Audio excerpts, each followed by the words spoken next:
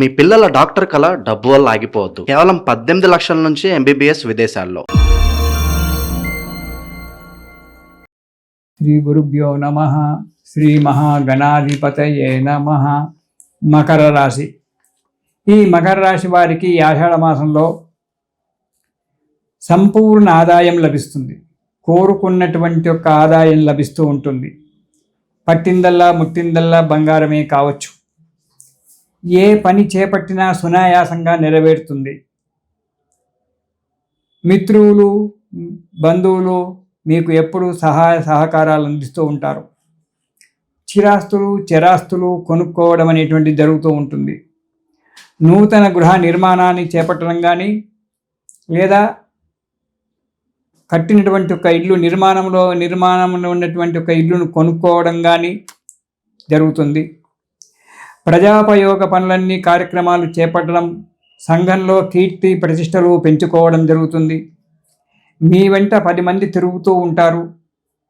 మిమ్మల్ని అన్ని రంగాలలో ఉద్దీపనం అంటే మీకు మంచిగా చేస్తూ మీకు తగిన సలహాలు ఇస్తూ ఉంటారు. కానీ అధిక సంచారం చేయడం వల్ల కొద్దిగా అనారోగ్యం ఏర్పడవచ్చు. ఆరోగ్యం గురించి చాలా శ్రద్ధ వహించండి. మీ ఆలోచనలన్నీ కార్యరూపాన్ని ధరిస్తాయి. సంకల్పం పూర్తిగా నెరవేరుతుంది.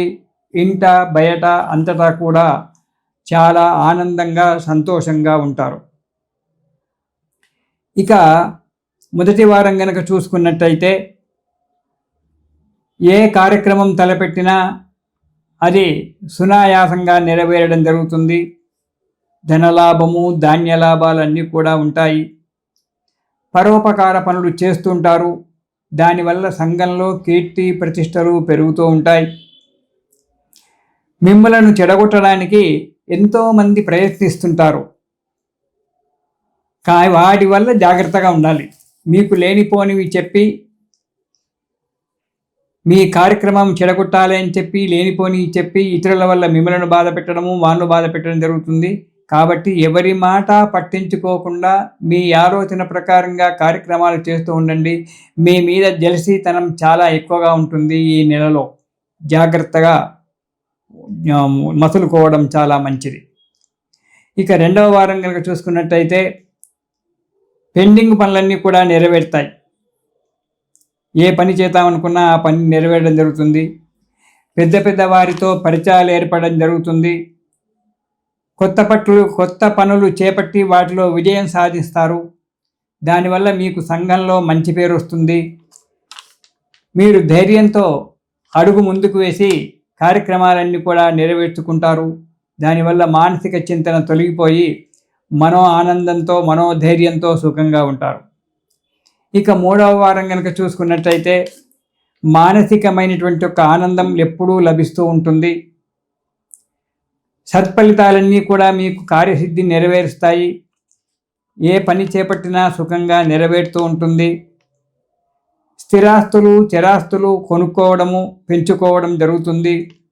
మీకు ఇంతవరకు ఉన్నటువంటి ఒక రుణబాధ తొలగిపోయి ఆనందంగా ఉంటారు. ఇక 4వ వారం కనుక చూసుకున్నట్టయితే అధిక ప్రయాణాల వల్ల కావచ్చు, లేదా ప్రకృతి రీత్యా వాతావరణం సరిగ్గా లేదు కాబట్టి వాతావరణం వల్ల కావచ్చు, కొంత అనారోగ్యం ఏర్పడుతుంది. దానికి కొంత డబ్బు ఖర్చు అవుతుంది. కానీ పెద్ద ప్రమాదమైనటువంటి ఒక విషయాలు ఏమీ లేవు.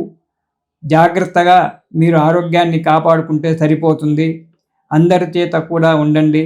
మీకు ఎల్లకాలం కూడా మీరు సుఖంగా ఉండాలి, కార్యక్రమాలు ఇదే విధంగా నడవాలి అనుకుంటే మీరు ప్రతిరోజు కూడా రామరక్షా స్తోత్రము పారాయణం చేయండి. మీరు ఎప్పుడైతే రామరక్షా స్తోత్రం పారాయణం చేస్తారో ఆ రామచంద్రుని అనుగ్రహం వల్ల ఈ నెలలో ఏ విధంగా అయితే జీవితం గడుపుతున్నారో అదే విధంగా కొంతకాలం వరకు మీరు సుఖంగా సంతోషంగా ఉండడానికి ఆస్కారం ఏర్పడుతుంది. కాబట్టి రామరక్షా స్తోత్రం పారాయణం చేయండి, సుఖాన్ని పొందండి. ఇది విష్ణుమూర్తికి శయనేకాదశి అని చెప్పి అంటారు. అంటే దక్షిణాయనం ప్రారంభం కాగానే ఈ రోజు నుంచే దక్షిణాయనం ప్రారంభం అవుతూ ఉంది. మనకు సూర్యుడు కర్కాటక రాశిలో వస్తున్నారు. కర్కాటక సంక్రమణం అంటారు. ఈ రోజు నుంచే దక్షిణాయనం అంటే ఈరోజు 18వ తారీఖు నుంచి మనకు ఈ రోజు నుంచే దక్షిణాయనం ప్రారంభమవుతుంది. ఈ దక్షిణాయనం ప్రారంభమైనటువంటి యొక్క మొదటి ఏకాదశి ఏదైతే ఉంటుందో సామాన్యంగా అది శయనేకాదశి. ఎప్పుడైతే దక్షిణాయనం ప్రారంభమవుతుందో అప్పుడు విష్ణుమూర్తి నిద్రపోతుంటాడు, పడుకుంటాడు. ఆయన పడుకుంటే ప్రపంచం నడుస్తుందా? అదేం కాదు, యోగ నిద్రలో ఉంటాడు.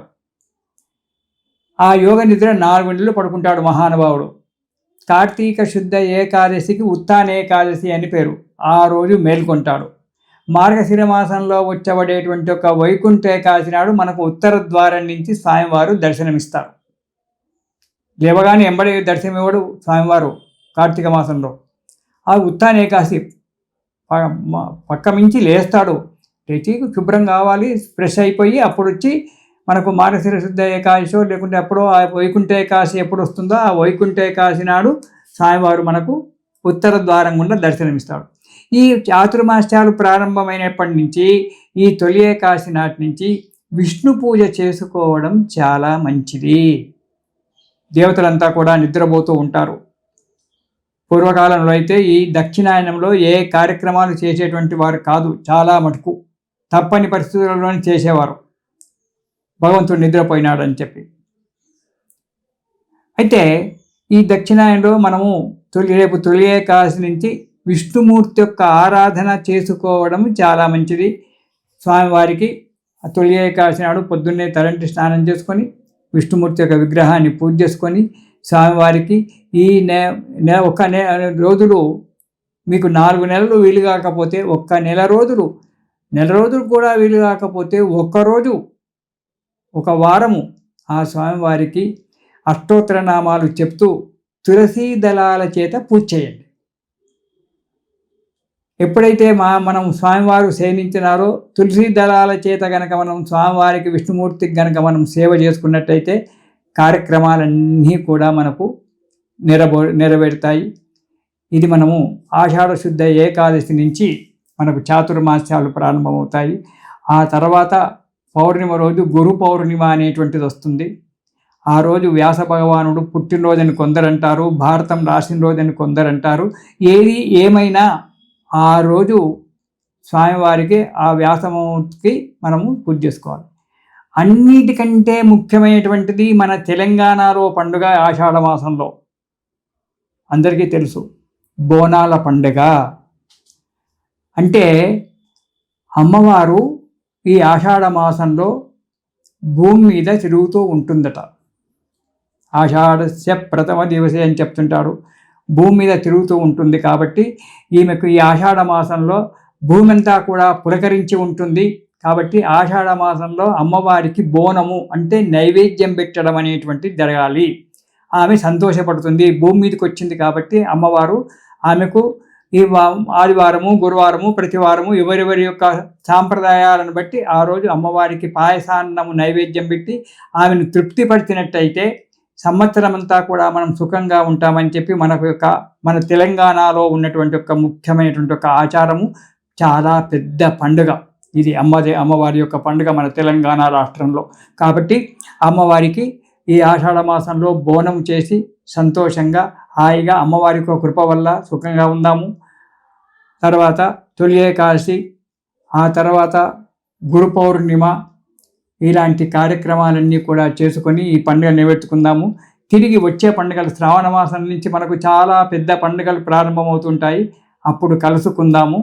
ఇది శుభం.